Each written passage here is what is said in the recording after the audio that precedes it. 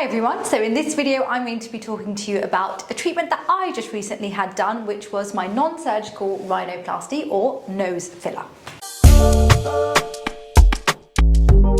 So this treatment was done by world-renowned Dr. Sanjay Tricker, who also happens to be my husband.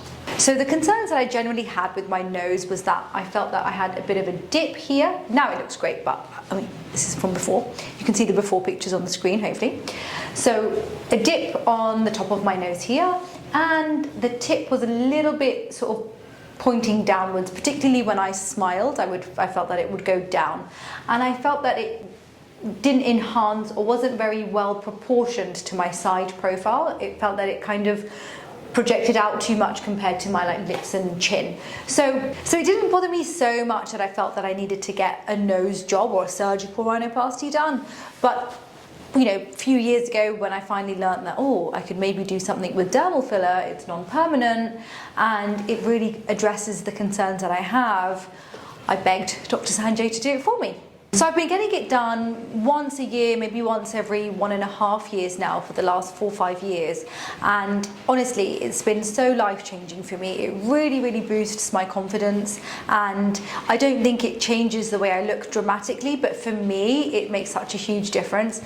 My mum didn't even notice very much, but for me, it just made such a difference. And I think that's the kind of phraseology that I hear from so many of my patients, that this isn't something that you're doing necessarily for other people, it's more about yourself and your own self-confidence. So like with all patients, I had my numbing cream put on here, and then after that's been on for about 5 to 10 minutes, sometimes a bit longer, I then had it cleaned by Dr. Sanjay, and then he placed a very small amount of a very high G prime filler. This is a very strong filler, a very thick filler that creates a very nice contour and structure to your nose without drawing too much water to the area, because you want it to be sharp, the results. So you can see him injecting my nose here.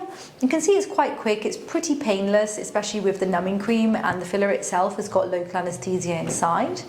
And the results immediately after, you've got to imagine them with less swelling, so about 20% less swelling, and also the tip being lifted ever so slightly less as well, because it will drop slightly due to the swelling reducing over the couple of weeks after as well. So this treatment will last me about 1 year to 1.5 years, and I sometimes have a tiny bit popped in my chin. I think there's a video of that as well, just to help balance the profile up a little bit too.